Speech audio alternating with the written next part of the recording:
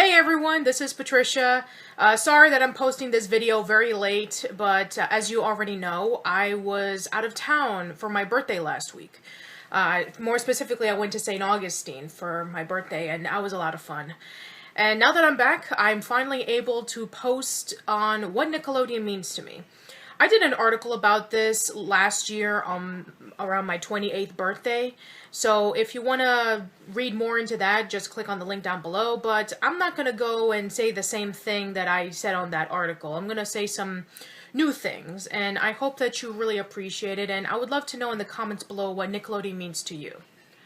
So, Nickelodeon means a lot to me. When I was very young, like dating all the way back to like the late 80s when I was just a wee toddler, I have fond memories of checking out all the shows that would air, such as Double Dare.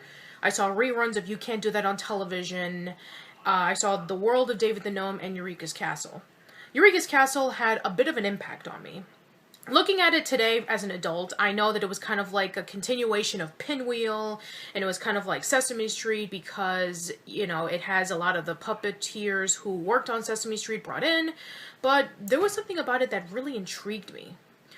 I liked the episodes that would feature a lot of the characters and them goofing around, teaching lessons. I loved the little segments involving with the claymations. I loved the music that would play in Eureeka's Castle. I always felt that was a lot of fun. What made Eureeka's Castle a lot of fun to me was a lot of the gags that would always be reoccurring. Kit Laybourne, who was one of the co-creators of Eureeka's Castle, was talking about how that was like one of the fundamental things about how to make Eureeka's Castle a lot of fun for children was putting in a lot of gags in. And the gags that would be reoccurring, it gave kids something looking forward to seeing. And, you know, you have everything from Eureeka trying to perform a magic trick with her wand, Magellan trying to control his tail, Batley falling down saying, "I meant to do that." It was always a lot of fun to see. Ready? 1, 2. 1, 2, 3! You! Oh! Who? You! You, me, you, me, you see who? Eureeka! Who, me? No, you! Don't you see? Eureka's Castle! Eureka's Castle! Yes, you! Gee! Me! Gee, what a wonderful place to be! Eureka's Castle! Castle! Castle! Castle! Castle! Them, us, they, me, you, me, 1, 2, 3!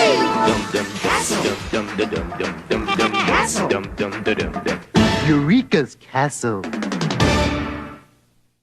But Nickelodeon didn't really struck a nerve at me in a positive way until I was 5 in 1991. This is when the 3 original Nicktoons aired. I liked all the 3 Nicktoons. At the time, I couldn't say which one was my favorite, but I did know the one that stuck me into watching Nickelodeon as opposed to Disney. And that was the Ren and Stimpy show. More particularly the episode Space Madness. Space Madness. I can talk about that episode for hours. I know a lot of people's favorite episode is Stimpy's Invention, but Space Madness really, really got me hooked.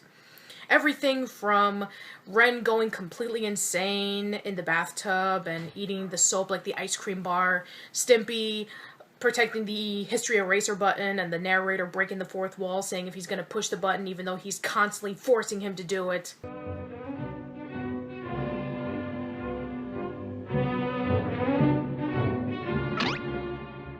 Oh, how long can trusty Cadet Stimpy hold out? How can he possibly resist the diabolical urge to push the button that could erase his very existence? Will his tortured mind give in to its uncontrollable desires? Can he withstand the temptation to push the button that even now beckons him ever closer? Will he succumb to the maddening urge to eradicate history at the mere push of a single button? The beautiful, shiny button! The jolly, candy-like button! Will he hold out, folks? Can he hold out? No, I can't! Tune in next week as...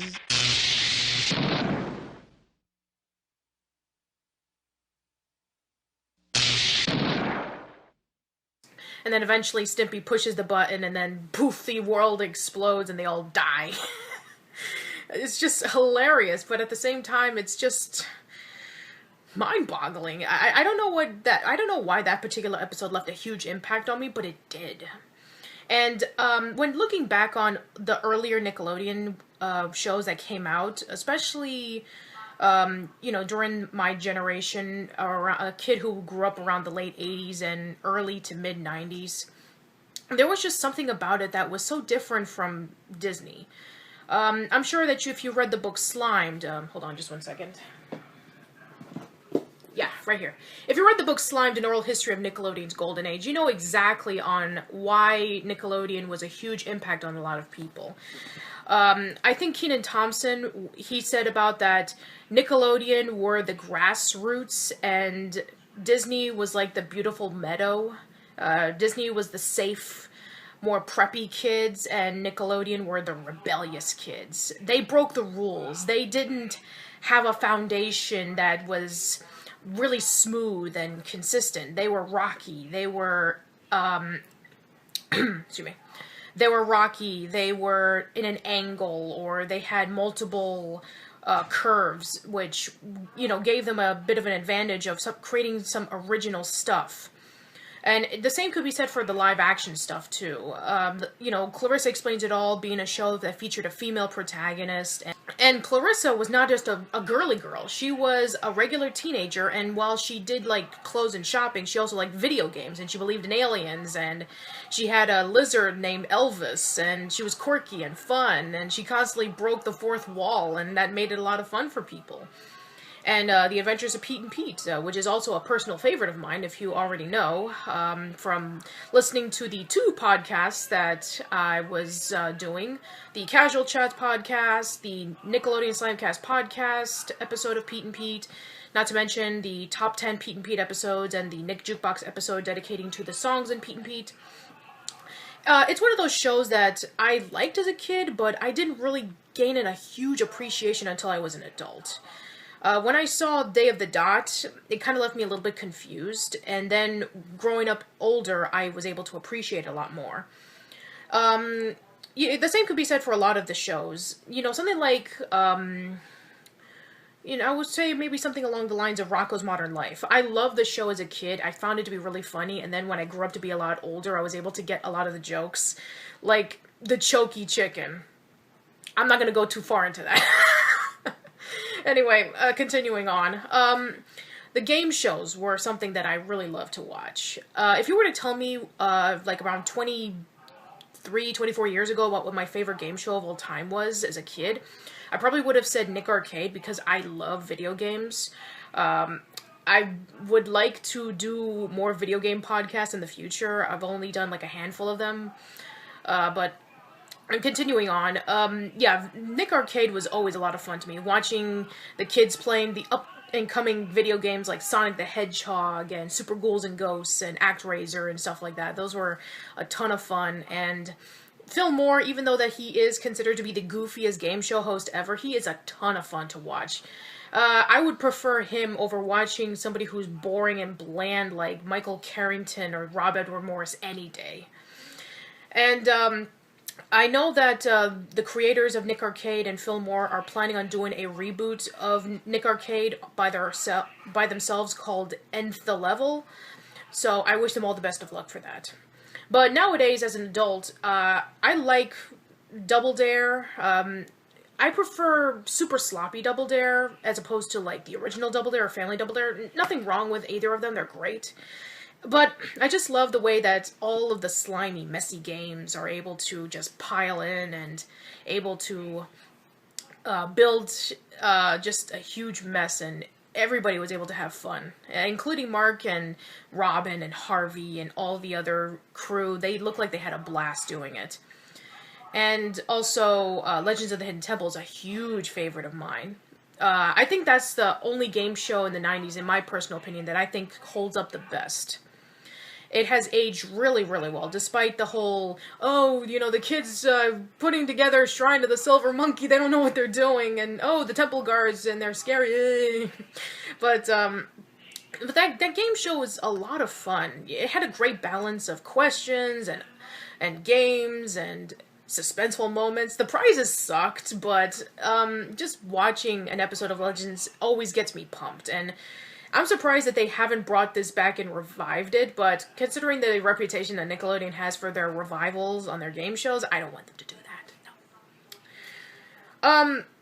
You know, and it's interesting because, you know, Nickelodeon was one of the reasons of how Kevin and I first became friends. When I first moved in to New York from Philadelphia, Pennsylvania, I was being transferred into Kevin's classroom in PS1 92, and I didn't know anybody there. I didn't have any family members who went to the same school as, you know, similar to the beginning in which my sister and we went to the same school at one point, and then we separated and we went to different schools. And it was because of Doug and Goosebumps that Kevin and I became huge, huge friends. When Kevin and I first met, when I was looking around in the classroom and I saw a whole bunch of Goosebumps recipes, and then Kevin comes along and says, hey, how about if I give you the 25-cent tour and I'll show you around the place? And I'm like, okay. He showed me around the classroom, we talked, we were huge fans of Nickelodeon, we talked about the shows that we were watching. It was around 96. So I take it that this was around when Hey Arnold was coming out. So we were talking about shows like that and how much we loved it. And Kevin was one of the very few people who still remembered Doug. And he was still defending to the death about how Doug is a great show. Even still to this day, he still defends Doug. If you checked out what Nickelodeon means to him, when he talked about defending the character of Doug not being a bland character, as opposed to when Doug Walker, aka the Nostalgia Critic, said it. But yeah, I think that, you know, Nickelodeon was a network that got a lot of kids together and they would discuss about the episodes that they would watch of their favorite shows, and there used to be things like Snick. Snick was a fantastic time, gathering around every Saturday night and watching your favorite programs, and just staying up all night, which was a great thing to do. I was still a little bit too young for Adult Swim, so this was kind of like my version of Adult Swim until I became a little bit older and I started watching things like Toonami. And then as time went on, I grew a little older. I was 13 in 1999, so I wasn't in the whole SpongeBob craze.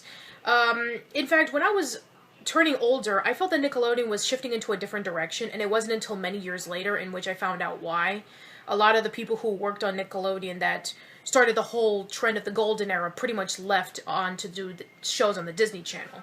You know, Paul Germain and Joanne Sullivan went off to do Recess, and Mitchell Kriegman, the creator of Clarissa Explains It All, went off to do Bear in the Big Blue House.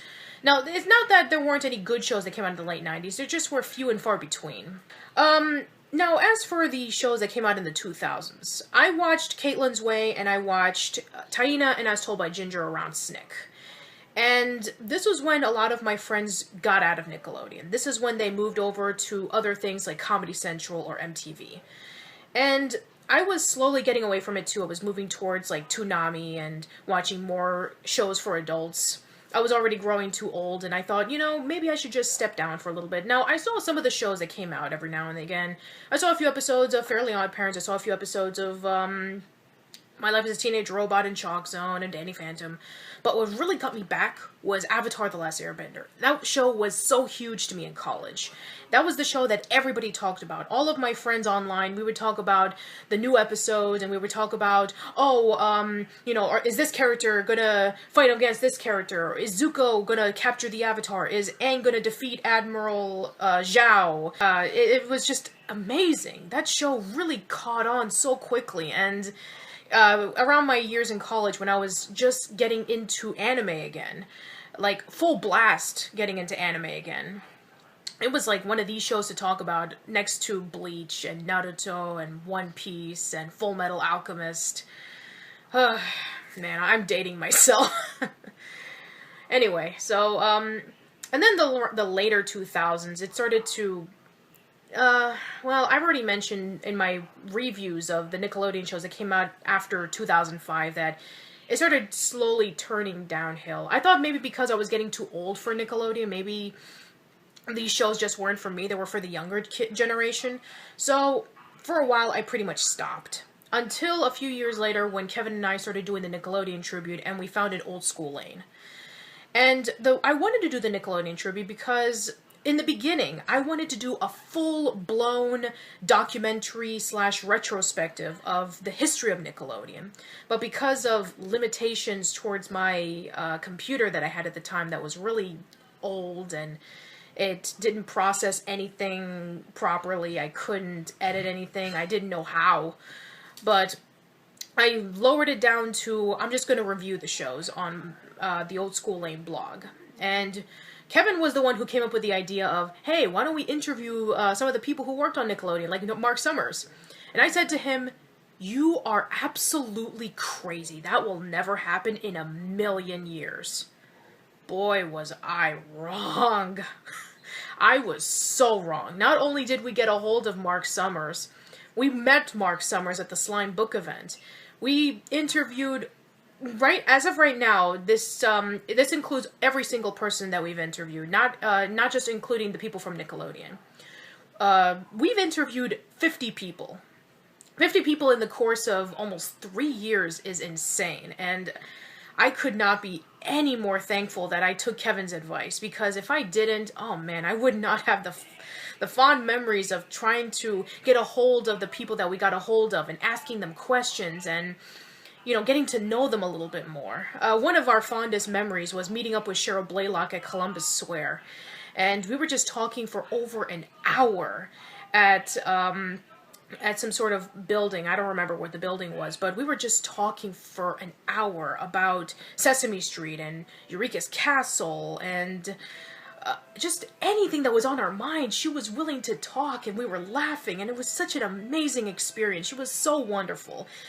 And, you know, meeting a childhood hero, you know, especially one that you grew up with as a toddler, and then finally meeting her face to face and just talking like a regular person and maybe becoming friends, it's I don't know, it's just undescribable, or indescribable. I'm speechless at this moment, even still to this day. But the best moment in my entire life when it came to doing the Nickelodeon tribute was going to the Slime book event. Meeting up with Matthew and meeting up with all the people that he invited and he interviewed for the book. Man, that was such an amazing event.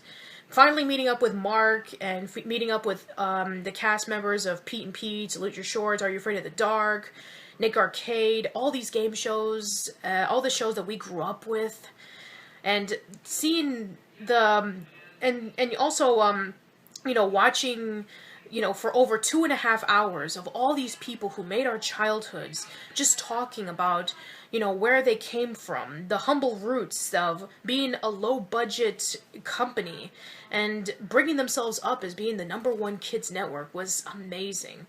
And being in the front row in the middle, watching them, was just amazing. And it was a night that I would never, ever forget. This was former heyday, okay? If you're here for iCarly or Dora the Explorer, you're in the wrong place, all right? Thank you.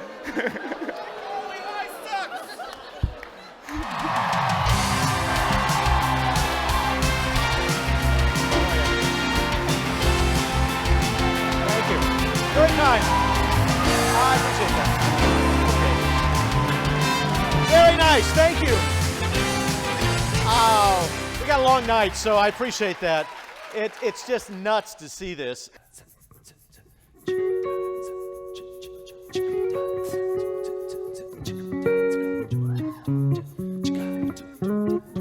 And we would write an outline, we'd have a gag session, and somebody would say, but what if this? And we'd go, yeah, we never said no. We always pushed. What was up with Fillmore's clothes? I swear, man. I mean, look, I would show up. I was just happy I had the gig, you know? I was doing stand-up, and all of a sudden it was like, I could pay my rent, yay. I would show up, and it looked like, you know, Stevie Wonder shot for Dr. Huxtable. I have no idea. Remember when you took me to the movies to see Soylent Green?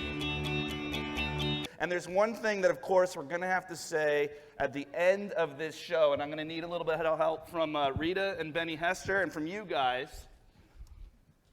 Reprise the theme song and roll the credits!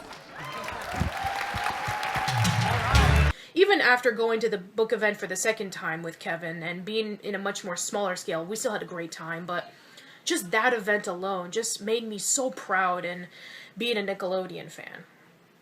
I know that Nickelodeon has gone in a different direction over the years, I'm well aware of that, but I still find hope that the network will still continue to leave a huge impact on a lot of people. I know it's the network to hate now because, oh, you know, they're not creating a lot of good shows, they're not listening to critiques of the fans or anything like that. I'm well aware of that. And I know that they're shifting and changing in direction. You have to understand that the people who used to work at Nickelodeon when we were kids, they're no longer there. Matthew said this best.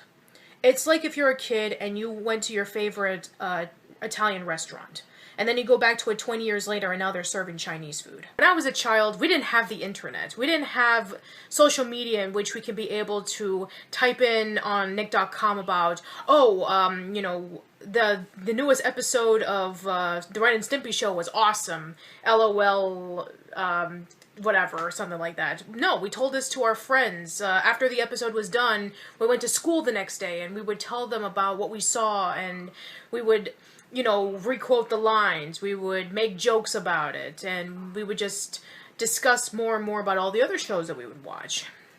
And, you know, nowadays, that doesn't seem to be the case anymore. Everything is all about social media. Everything is all about going online and discussing about all these things.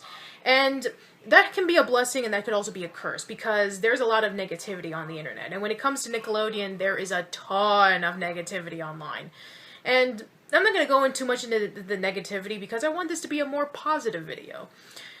Anyway, so yeah, discussing about, I can, you know, continue on and on for hours about what Nickelodeon means to me, but, you know, as you can see from my wall, I'm just gonna showcase it right here.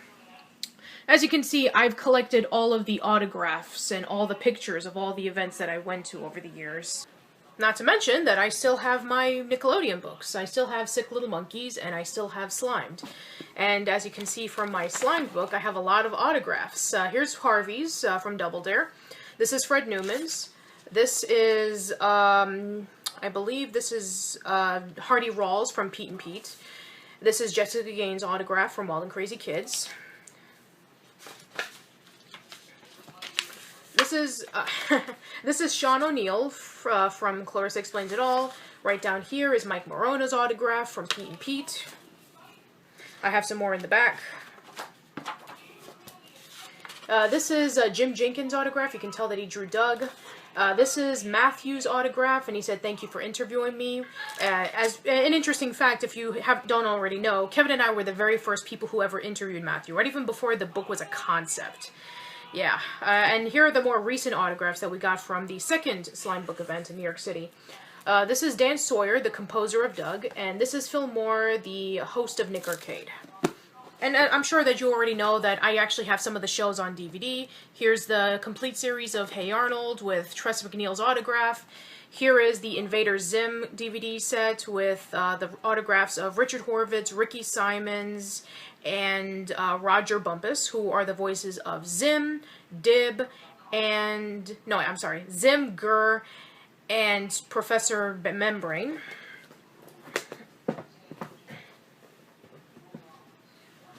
And just recently I got this from former admin Tim from the Reopen Nickelodeon Studios page, but I got the complete series of the Angry Beavers, which I'm really looking forward to watching when I have the chance.